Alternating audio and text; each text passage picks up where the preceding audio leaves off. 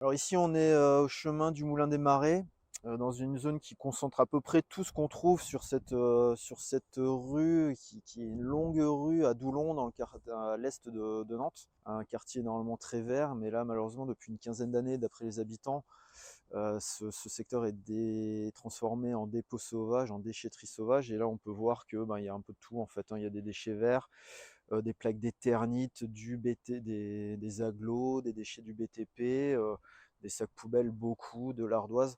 D'après les services de la police municipale et de la mairie, ce sont beaucoup d'acteurs du BTP, des artisans, mais sans doute également des bricoleurs du dimanche qui viennent déverser leurs déchets ici. Plutôt que d'aller en déchetterie, c'est plus rapide, c'est moins cher.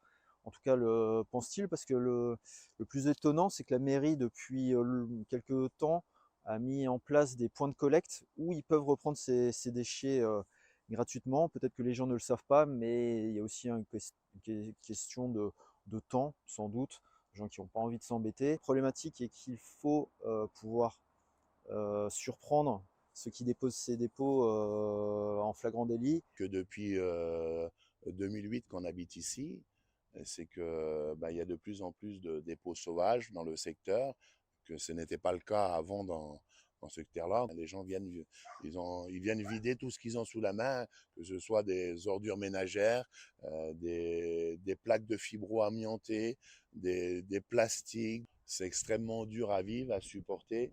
Pourquoi? Parce que on a l'impression qu'on est des sous-personnes parce qu'on ne nous respecte pas vis-à-vis de nos familles, de nos enfants. Soi-disant, Nantes est la ville verte, une ville écologique. On se rend compte que la ville de Nantes, dans des endroits où il n'y a pas de vis-à-vis, on s'en fait pas beaucoup, quoi. C'est pas grave, c'est caché, ça dérange personne. Mais il y a des gens qui vivent dans ces endroits-là, qui ont des habitations depuis des années. C'est des terres maraîchères, donc il y a encore des habitations maraîchères et des familles qui sont là depuis 45 ans.